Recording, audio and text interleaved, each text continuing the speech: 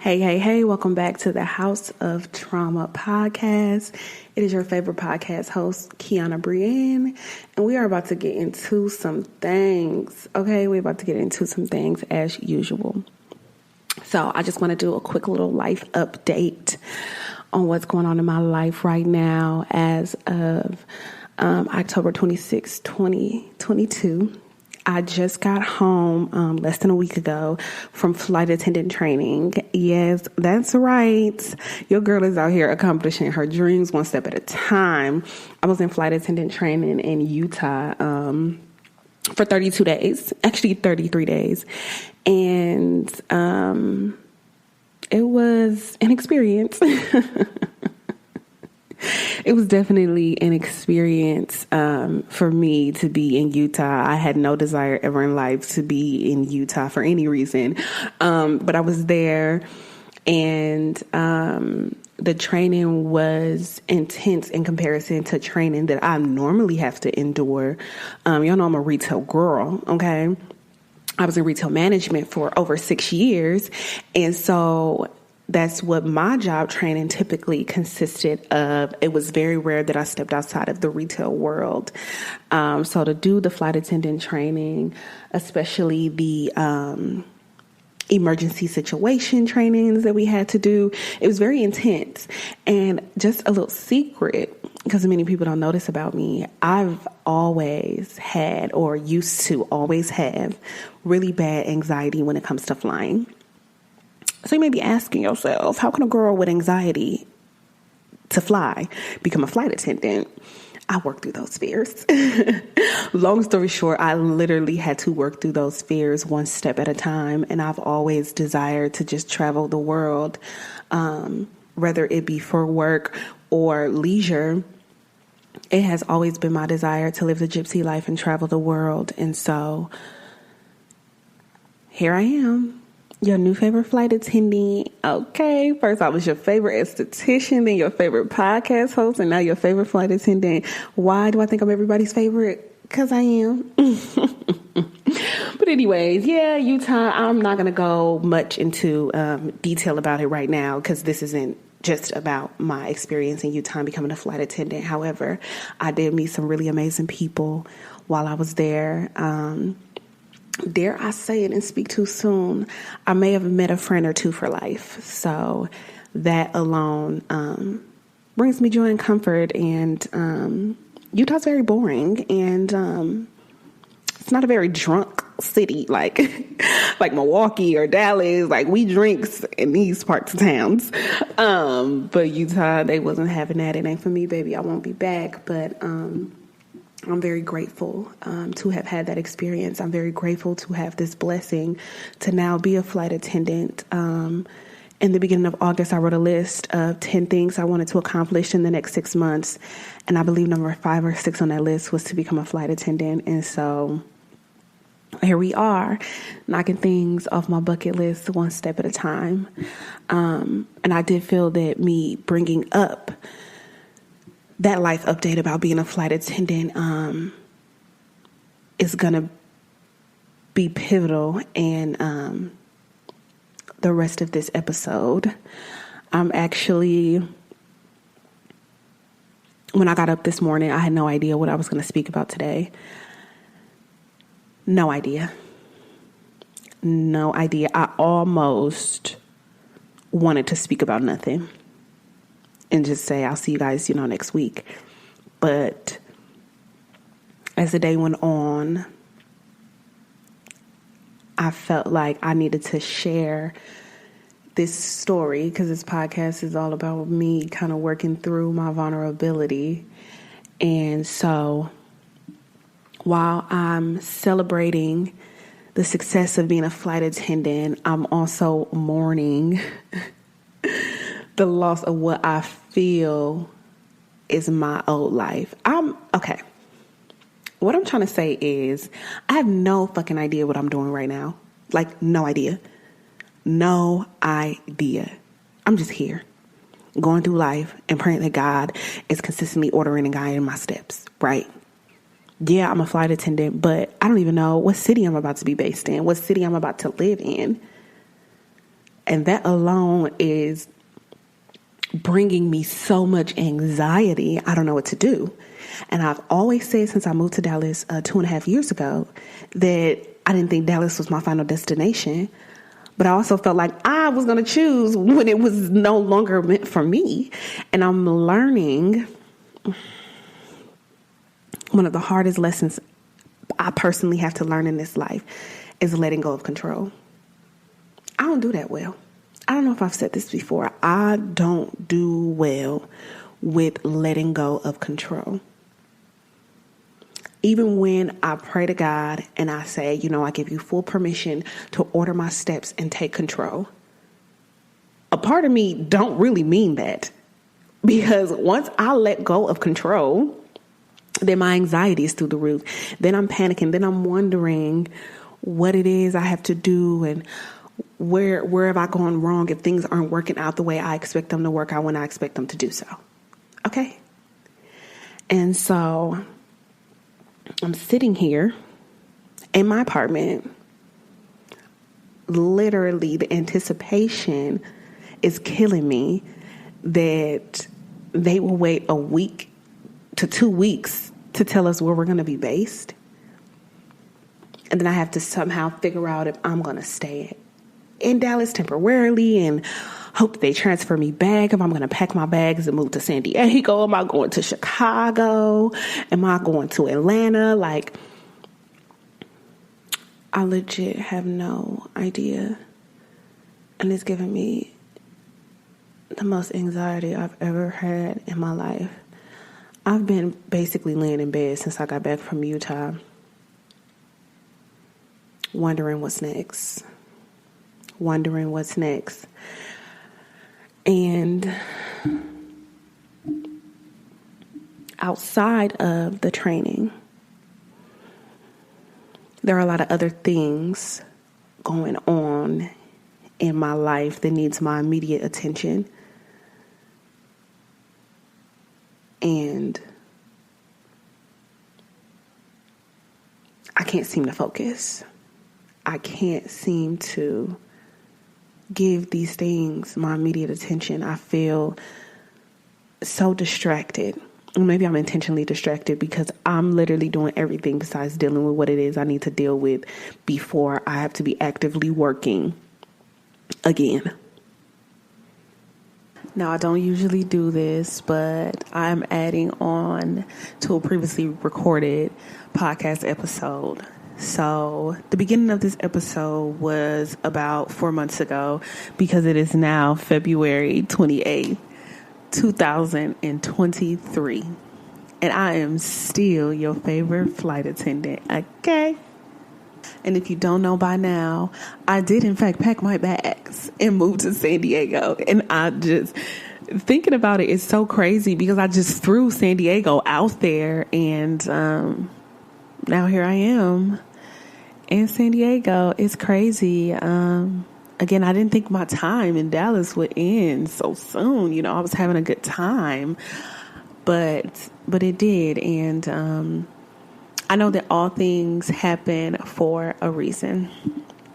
Now, I'm still kind of in a weird space on wondering what it is exactly that I'm doing here besides kind of going with the flow. And I'm trying harder to let go of control and let God kind of take the wheel. As I stated before, I don't do good with letting go of control. And I think because for a long time when I was younger, like when I was a kid and when I was a teenager, I felt like my life was so out of control, but I didn't have control, because when you're a kid, essentially your parents have all the control, right? And so upon becoming an adult and being able to control the things that I do in life, I've kind of latched onto that and never let it go. Because I fear that the moment I relinquish control, everything's going to be out of control again. And I just can't handle things being completely out of control. No. And, sometimes they say sometimes things have to fall out of place to fall back into place. But it's within that period that things are falling out of place before they come back into place, that's scary. I know somebody out there is feeling what I'm saying. That in-between stage is what scares me. The unknown is what scares me. And I'm trying to get to a better space on where I can have periods of unknown and just have full trust in God. Because I have faith in God.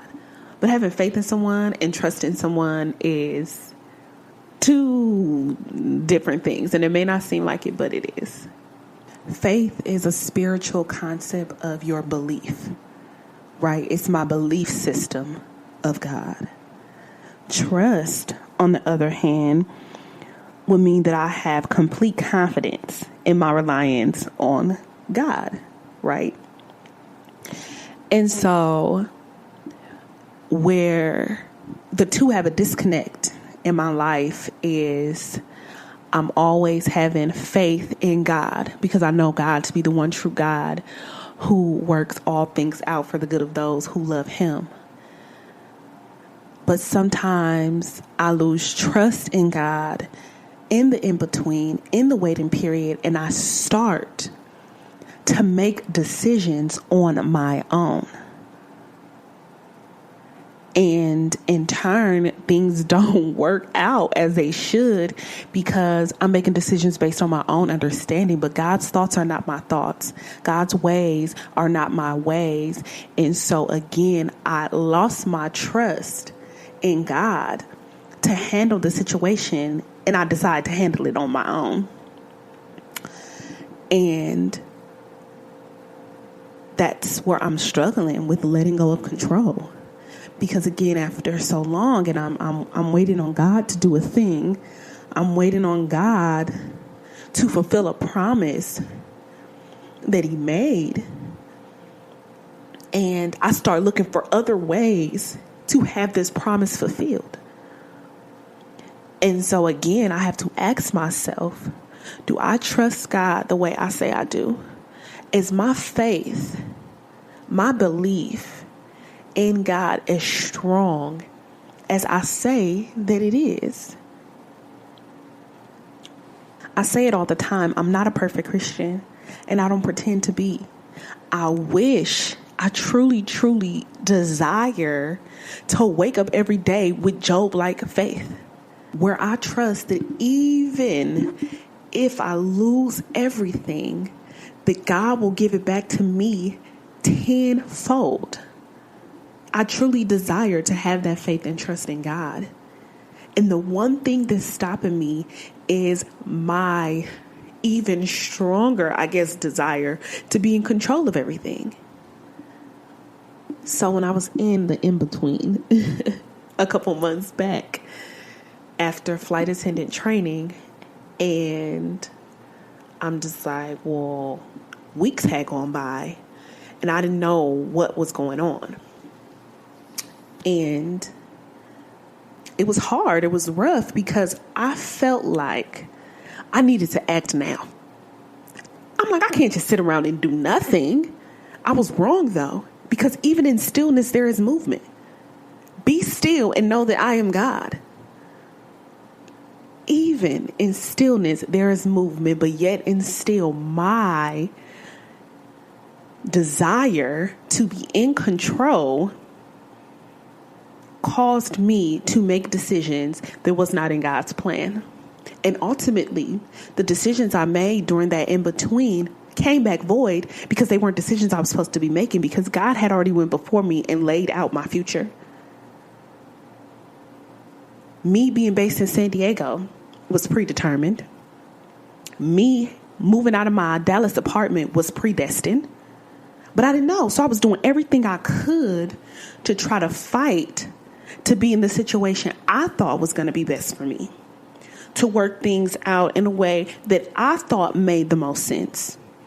And in turn, none of that worked out because none of the things that I did, desired, or wanted a few months ago are prevalent now. And when I look back, I'm just like, damn. If you could have just sat still, if you could have just trusted God fully, you wouldn't even have to bump your head.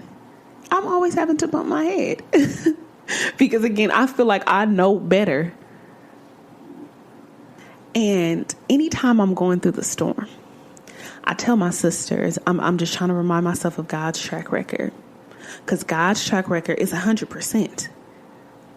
God always wins the race. God always comes out victorious. So I try to think of God's track record. But somehow, some unhealed trauma bubbles to the surface, and it instills doubt into my mind, which is what causes me to react. And I respond this way because the truth is, I know what it's like to have nothing, and I know what it's like to have something. I know what it's like to be in a good situation, but I also know what it's like to be in a bad situation. And so the choice is obvious on what space, okay, that we want to remain in, what space that I want to remain in. And so my response is based on always having something, always being in a good space. So then it comes back to me not trusting God to ensure that I always have something and that I'm always in a good space. But the amazing thing about God is that even when I'm disobedient and I try to take matters into my own hands and potentially ruin the plan that God has, God ensures that I don't ruin it. God still blesses me. God still moves things around for me to ensure that I'm always in a good situation. And I'm literally asking myself, how many times does God has to prove to you that He is in control and everything is going to be okay? A few years ago, I had a dream. And I don't remember all of my dreams, but some dreams, the impact and the message is so strong that I'll never forget them. And I was dreaming. Might have told this story before. I don't know if I have, but if you're familiar with the Bible, God had promised the Israelites that He was going to bring them into the promised land. And after they had been wandering around in the wilderness for only God knows how long, right? And it didn't look like to them that the promises God had made were possible. But one thing that I've learned about God is it doesn't have to look possible, because God, the creator of the universe, works miracles, right? Long story short, Jericho was a territory that God promised the Israelites. He said, I'm handing this city over to you, but there was a huge wall surrounding the city. And God directed the soldiers to walk around the city once a day for 6 days.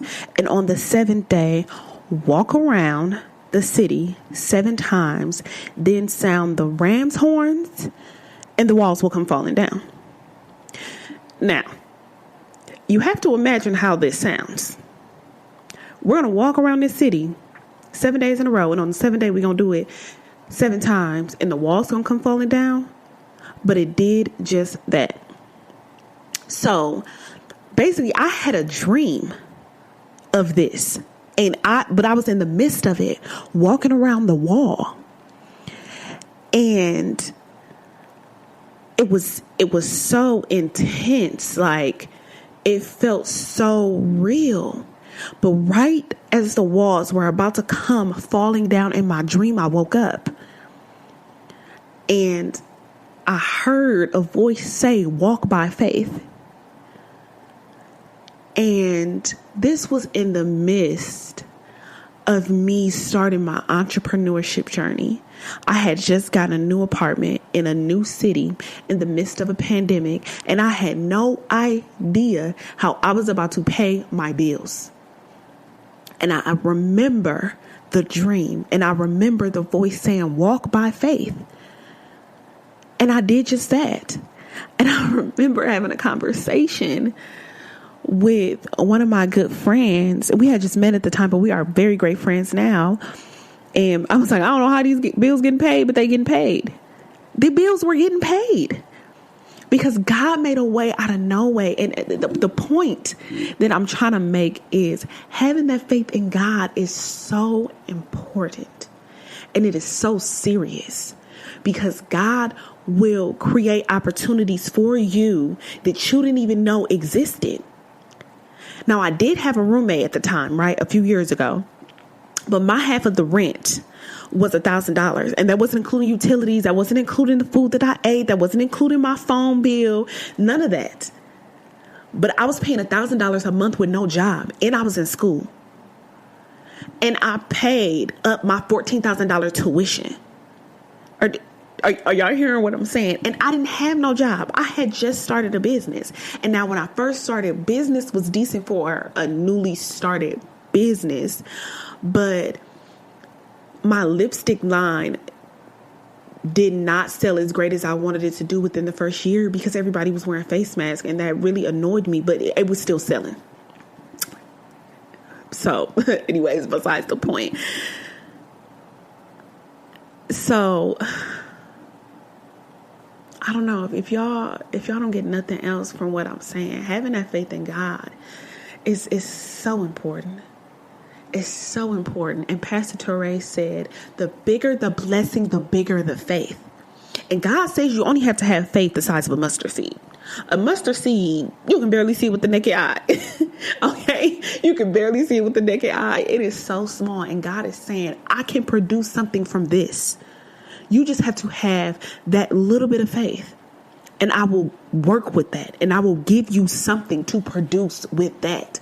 But imagine having faith way larger than a mustard seed.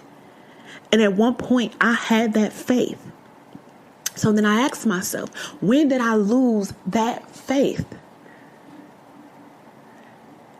When I started to lose myself in this world.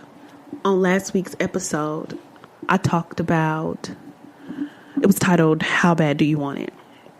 And so I talked about the rise and fall of my hunger, for lack of a better word, the rise and fall of my hunger and how I started out with Job-like faith. And I knew that God would do anything for me. I trusted him fully. And then I hate to say it, I kind of turned my back on God and not like, okay, God, I got what I want. Now I'm out and I'm not caring. I'm not worshiping you and all that stuff. No, it wasn't like that. But in a sense, I turned my back on God because I was still going to church, right? And I go to church Sundays and Thursdays. I was still reading my Bible, right? I was still praying, right? But it was almost like I was doing it just to say I did it. I'm going to go to church on Sunday. And then as soon as church service is over, I'm getting dressed to go hang out by the pool. I'm getting dressed to go drink. Yeah, I'm going to read my Bible. And then I'm going to go hang out with my friends. Like not actually sitting and spending time with God. And when you don't sit in God's presence, when you don't really study his word and have conversations with God, and you're not feeding your spirit more than you feeding your flesh, you get lost in this world. And if your flesh is in control, like my flesh was, I can't have that faith. Because again, that voice in my head that's telling me, well, what if God doesn't? That's my flesh. That's the enemy. But back then, when I was dreaming of the walls of Jericho and I had that Job-like faith and God provided for me Like money was just coming out of nowhere. I can't explain. I just can't explain how God really took care of me. And I took it for granted because I expected God to always take care of me because I was just a good person and because I believed in God and I thought that that was enough. But I wasn't dedicating myself to God. And I wasn't giving God the opportunity to continue to feed my spirit, which in turn was feeding my faith, which in turn gave me the ultimate trust in God that I needed. And back then, I was able to relinquish control just a little bit. I never gave up control fully. I was able to relinquish control just a little bit to give God something to work with, to give God the space to provide blessings, to provide those miracles in my life. And make no mistake, God is still blessing me. God is still producing miracles in my life, but just on another level. And I seen something on TikTok a few weeks back, and somebody was saying, you know, you're asking God for this thing and you're praying to God for this thing, and you're wondering why God's not giving it to you, because if God gives it to you, then he's going to lose you. And I felt immediately convicted because I can relate. I was believing in God to do something for me. And then when God did that for me, he started to lose me a little bit, lose me to this world, because I was living a good life and I was more concerned with living the good life than living life with God, for God. And I hate that it happened. But I always say I never lose, I only learn. So I learned a valuable lesson. When God gives you that thing that you're asking for, don't forget who gave you that thing that you're asking for. Don't be so consumed with the blessing that you forget the blesser. And so for a while, I just felt like everything was going wrong. And this was before I even went to flight attendant training, and then somewhat after I came back from training, and I didn't understand what was going wrong. And then one day I told my friend, I was like, God is trying to get my attention. And I started telling her little things that was happening, little crazy things that was happening. And she was like, no, I really do think God is trying to get your attention. Because like I said, I was too consumed with this world and not consumed with God. But before I realized that God was trying to get my attention, I was trying to figure out why everything was going wrong. And again, trying to fix the problems myself. Instead of being like, okay, this is wrong, let me turn to God and, talk to God about this, pray about this, ask for a solution, whatever. I'm like, okay, this is going wrong, so this is what I need to do. Bam, didn't work. Okay, that didn't work, so now this is what I need to do. And the whole time God is like, hey, I'm over here. What do you need? Because you can go to God and tell God what the problem is and what you want the solution to be, or ask God for a solution. Like the relationship I have with God now, I will literally sit and talk to God like I'm talking right now. Like, hey, guys, so this is what's up. And I really don't appreciate it. And what you think I should do about it? Like, it doesn't have to be so robotic in a certain way like that you talk to God. So I had to learn to let go of things that I can't change and to leave it in God's hands. And that's a huge part of relinquishing control. But again, it's a process for me. I'm learning every day. And even yesterday, something happened and I was just so disappointed. that this thing I was hoping and praying for, and it didn't work out. And because it didn't work out, I immediately got on my phone and was like, okay, that didn't work out, so let me try to figure out another way. And I'll just that wasn't meant for me, but I know that if I like look this other thing up, then I can figure it out. And I literally had to stop myself in my tracks. I got off the internet, I locked my phone, and I was like, no, God, I'm leaving it in your hands, because I know the rejection is God's protection. And that didn't work out for me because it was something I was trying to do for myself. Instead of asking God, what does God want me to do? Or is this something you want me to do? I just had made up my mind that this is what I wanted and wanted God to bless me in that. I just know this about myself now, that I always want things my way in my time.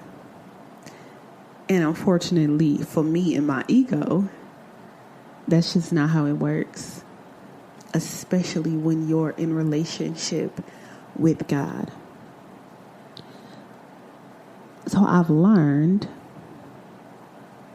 potentially the hard way, that I need to have faith like Job. I need to live in the present moment more. And if you haven't heard my podcast episode, The Present Moment, I strongly encourage you to go back and listen. I need to also accept my lack of control, because again, when you're in relationship with God, God is in control of everything. God is orchestrating everything. God is working everything out for my good. He will never leave me nor forsake me. So instead of always trying to be the one in charge, I need to know and acknowledge who is actually in charge and let God be in charge. Because again, when I look back at God's track record, God has never let me down, like ever in life. And I've been through some hard times in life. Moments where I was like, damn, I don't even know how I'm going to pay this bill. Then boom, money fell out the sky. I'm telling you, the randomest things be happening. And I'd be like, this is nobody but God. There have been times where I was like, okay, well, I'm probably just not going to eat today. Boom, money for food. Boom, somebody bought me food. As a matter of fact, today, one of the pilots I was working with, I was getting ready to pay for my food. I'm getting my card out my bag. And he just walks up behind me and put his card in a card reader and was like, I'm just going to buy you lunch.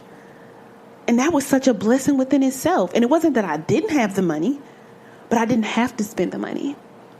And I was thankful to him for doing that for me. But I was grateful to God because this entire week I have been receiving random acts of kindness from people without having to do anything. And I know that this is God's hand at work. God is always sending me these gentle reminders that he's right there and there is good in this world. I have to adapt to the changes in my life because my life has been changing, drastically over the last few years.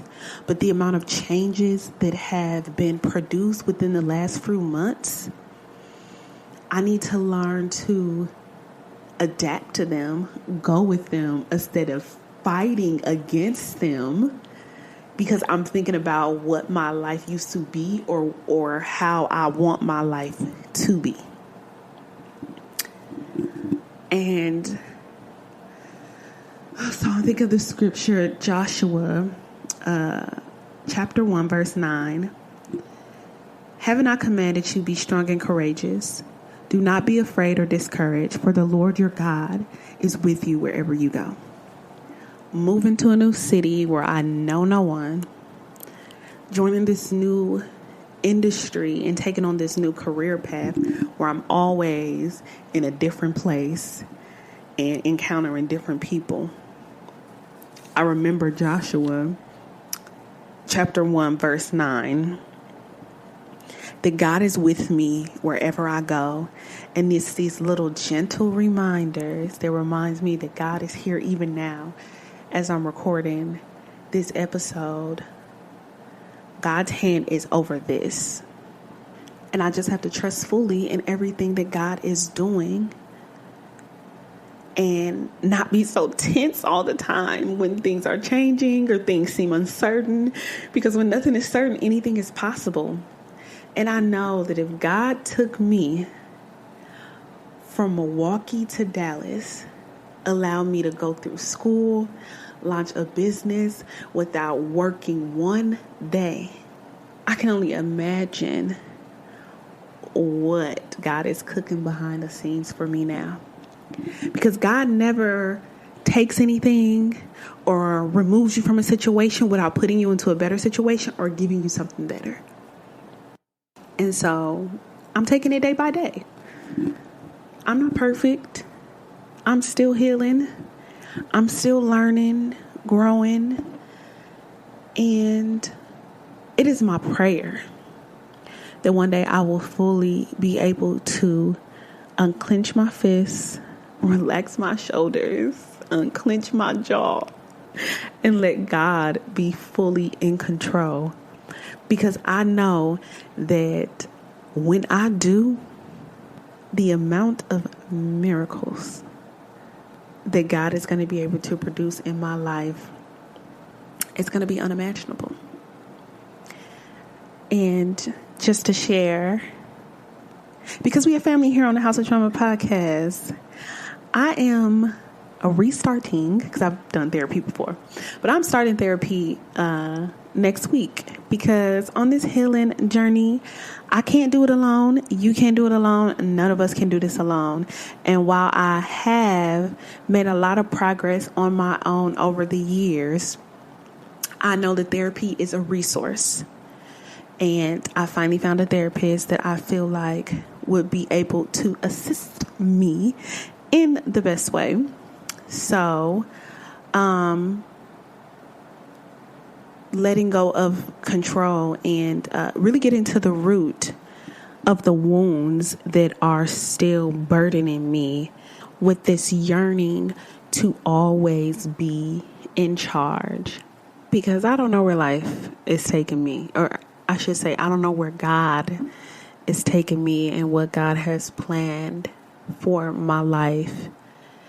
And while I'm in this waiting season, while I'm in this in between, I want to live more in the present moment and just enjoy the now and let God order my steps.